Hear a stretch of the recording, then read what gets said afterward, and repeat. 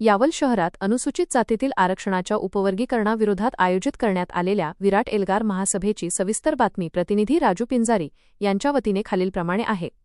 यावलमध्ये आरक्षणाच्या उपवर्गीकरणाविरोधात विराट एल्गार महासभा प्रतिनिधी राजू पिंजारी अनुसूचित जातीतील आरक्षणाच्या उपवर्गीकरणाला विरोध करण्यासाठी यावल शहर व तालुक्यातील आंबेडकरवादी समाज बांधवांच्या वतीनं आज मंगळवारी विराट एल्गार महासभेचे आयोजन करण्यात आले होते.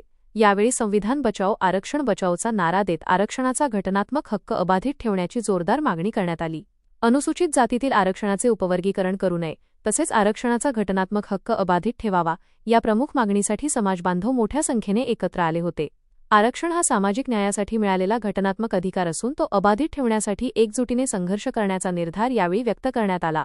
महासभेच्या ठिकाणी भारतरत्न डॉक्टर बाबासाहेब आंबेडकर यांच्यासह विविध महापुरुषांच्या प्रतिमांना अभिवादन करण्यात आले. उपस्थित समाजबांधवांनी संविधान आणि आरक्षणाच्या संरक्षणासाठी आपली भूमिका ठामपणे मांडली. संविधान बचाओ आरक्षण आमचा घटनात्मक हक्क आहे अशा घोषणांनी परिसर दणाणून गेला. आरक्षणाच्या प्रश्नावर समाजातील विविध घटकांनी एकत्र येता आपली एकजूट दाखवून दिली. या महासभेला यावल शहरासह तालुक्यातील विविध गावांमधून आंबेडकरवादी समाजबांधव मोठ्या संख्येने उपस्थित होते. यावेळी उपवर्गीकरणाबाबत समाजाची भूमिका स्पष्ट करण्यात आली असून संविधानिक हक्कांच्या रक्षणासाठी आगामी काळातही लोकशाही व घटनात्मक मार्गाने आंदोलन सुरू ठेवण्याचा निर्धार व्यक्त करण्यात आला.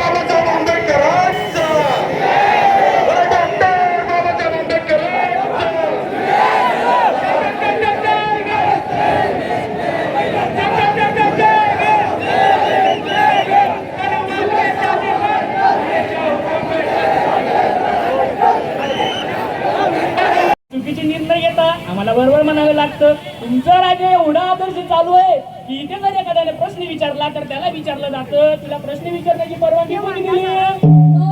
माझं राज्य एकदम आदर्श राज्य आहे. वय महाराज एकदम आदर्श राज्य आहे. महाराज बोला प्रधानजी. एक खूप मोठी अडचण झाली आहे. अडचण? महाराज इथे खूप मोठी अडचण झाली आहे. अहो कोणती अडचण? महाराज इथे संपूर्ण जनता एकत्र आली आहे. हो एकत्र? हो महाराज. मग जनता एकत्र आली की प्रश्न विचारेल. प्रश्न विचारले की प्रशासनाला उत्तर द्यावं लागेल आणि उत्तर द्यावं लागलं तर मग महाराज उत्तर द्यावं लागलं तर प्रशासन काय करेल माहितीये? यांनाच आपापसात भांडण लावेल आणि हे जेव्हा आपापसात भांडण लावतील तेव्हा सरकारचं काम बाजूला होऊन जाईल ना. म्हणजे हे आपापसात भांडतील तेव्हा राजा काय काम करेल? काहीच नाही.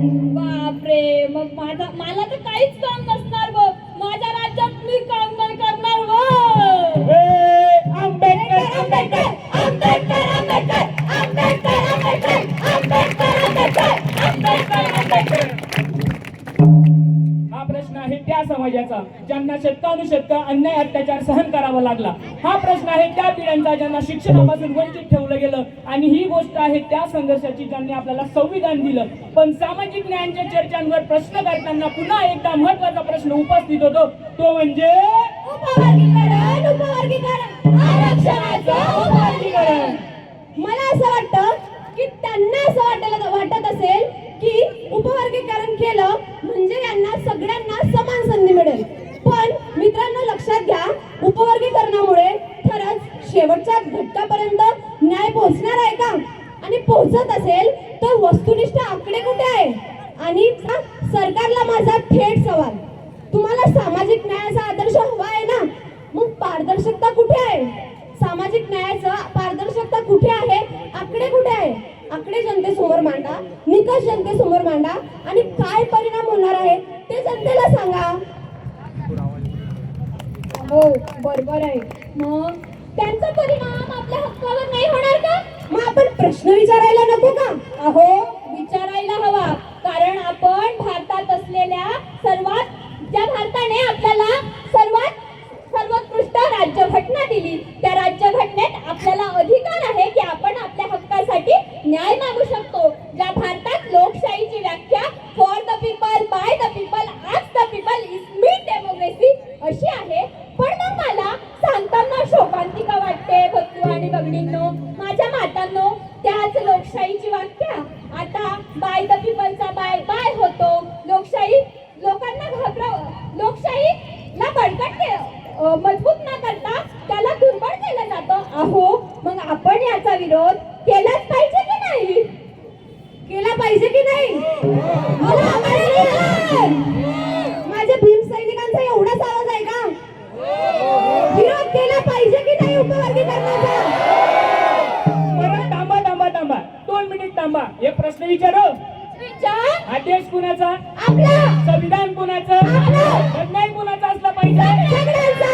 हे आंबेडकर. आंबेडकर.